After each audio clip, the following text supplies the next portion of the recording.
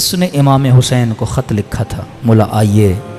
اس کو پتہ نہیں تھا امام حسین چل پڑے ہیں. چلا گیا بزنس کے غرض سے، تجارت کے غرض سے. کہتے ہیں واپس آیا کوفے.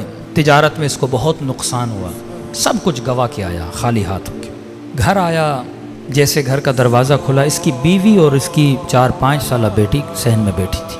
کہتا ہے جیسی میری بیٹی نے مجھے دیکھا نا، دوڑے دوڑے آئی اور میرے سینے سے آ کے لپٹ گئی. کہتا ہے جب سفر پہ گیا تھا میری بیٹی نے مجھ سے کچھ مانگا تھا کہ بابا جب واپس آؤ نا اپنی بیٹی کے لیے یہ چیز لے کر آنا. کہ اب جیسے بیٹی سینے پہ لگی نا، باپ تھا سب کچھ گوا کے پہنچا تھا. میں نے کہا بیٹی پوچھے گی بابا یہ لائے، میں نے یہ گفٹ بولا تھا، لیکن بیٹی نے یہ نہیں پوچھا. پہلا سوال جو میری بیٹی نے کیا، کہنے لگی بابا آپ کربلا نہیں گئے؟ کہ بیوی سے کہا کیا کہہ رہی؟ کہنے لگی شوہر کچھ کما کے لائے ہو، اتنے دنوں سے نہیں تھے. کہا نہیں زوجہ نقصان ہوا بہت. کہ گھر میں کچھ بھی نہیں ہے کھانے کے لیے. کہ بیٹی کیا کہہ رہی ہے؟ کیا شہر میں اعلان ہوا ہے کہ کربلا میں ایک باغی آیا ہے، جو بھی اسے مارے گا تلوار کے وزن کے برابر سونا دیا جائے گا. کما کر لائے ہو؟ کہ نہیں.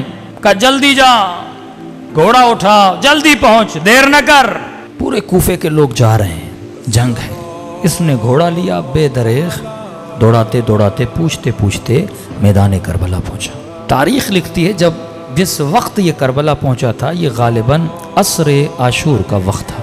اس نے دیکھا میدان کربلا پہ لاشیں بکھری ہوئی ہیں. ایک ہجوم ہے گھوڑے سواروں کا، نیزے برداروں کا، اور اس ہجوم کے بیچ میں ایک شخص تکو تنہا کھڑا ہے. کوئی اسے پتھر مارتا ہے، کوئی اسے تیر مارتا ہے، کوئی اسے نیزہ مارتا ہے، کوئی دور سے تلوار مارتا ہے. کہتا میں سمجھ گیا یہ دشمن ہے جسے مارنا ہے. میں بھی اس بھیڑ کے اندر گیا، اس ہجوم کے اندر گیا. میں نے کہا میں پیچھے کیوں رہوں؟ میں نے بھی ایک پتھر اٹھایا اور آگے بڑھ کے اسے مارنا چاہا. کہ جیسے مارنا چاہتا تھا نا، اس نے نگاہیں بلند کر کے مجھے دیکھنا شروع کیا. کہتا ہے وہ ہیبت اس کی نگاہوں میں تھی، وجود پہ لرزہ طاری ہو گیا. اب جو چہرہ دیکھا تو نورانی، ماتھا دیکھا تو سجدوں کے نشان. میں نے کہا یہ تو کہہ رہے ہیں کسی باغی کو مارنے آ رہے ہیں، یہ شکل باغیوں کی تو نہیں ہے. فوراً اپنے عقل کو روشن کیا اور جہالت کے لشکر کو مارا. کہ کہیں ایسا نہ ہو غلط آدمی کو مار دو، پہلے پوچھو تو صحیح کون ہے. کہتے آگے بڑھا اور میں نے کہا السلام علیک ایھا الشیخ الکبیر، اے بوڑھے تجھ پر میرا سلام ہو. کہتے جب سلام کیا نا تو گویا اس کے چہرے پہ خوشی کے آثار آ گئے. کبھی سوچا عاشور کے دن 100 مرتبہ مولا کو کیوں سلام کہنے کے لیے بولا گیا؟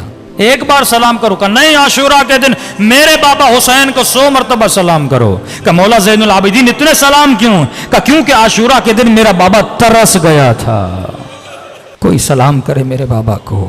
کہتے تھے یہ مسلمان نہیں ہے، اس کو کیوں سلام کریں؟ اس نے کہا السلام علیک ایھا الشیخ الکبیر، اے بوڑھے تجھ پر میرا سلام ہو. اس نے کہا وعلیک السلام، تجھ پر بھی میرا سلام ہو. میں نے کہا آپ کون ہیں؟ کہ عجیب ہو، بلاتے بھی خود ہو، پوچھ بھی خود رہے ہو میں کون ہوں. کہ متعجب ہوا کیا مطلب؟ کہ تو نے خط نہیں لکھا تھا حسین کو؟ اب 5 منٹ کے لیے تصور کریں تیرے ہاتھ میں پتھر اور تو کسی کو مارنا چاہے، اسی وقت تجھے پتا چلے یہ تیرا امام زمانہ ہے. کیا گزرے گی انسان پہ؟ محب تھا، عاشق تھا. کہتا بدن پہ لرزہ طاری ہوا. میں نے کہا حسین؟ کہاں محمد کا نواسا حسین ہوں. کہتا ہے دوڑا دوڑا مولا کے قریب گیا. میں نے کہا مولا جب تک زندہ ہوں یہ تیر، یہ تلواریں، یہ پتھر اپنے وجود پہ کھاؤں گا. امام نے کہا نہیں، تیرا نام شہداء میں نہیں ہے. حسین کی بات مان، وقت بہت گزر چکا ہے، جتنا جلدی ہو سکے کربلا کی سرزمین سے نکل جا. میں نے کہا مولا اس حال میں اپنے مولا کا حکم دے رہا ہوں نکل جا، تیرا نام شہداء میں نہیں ہے. مولا جلدی کیا ہے؟ فرمایا ابھی آواز دوں گا ہل من ناصر ینصرنا.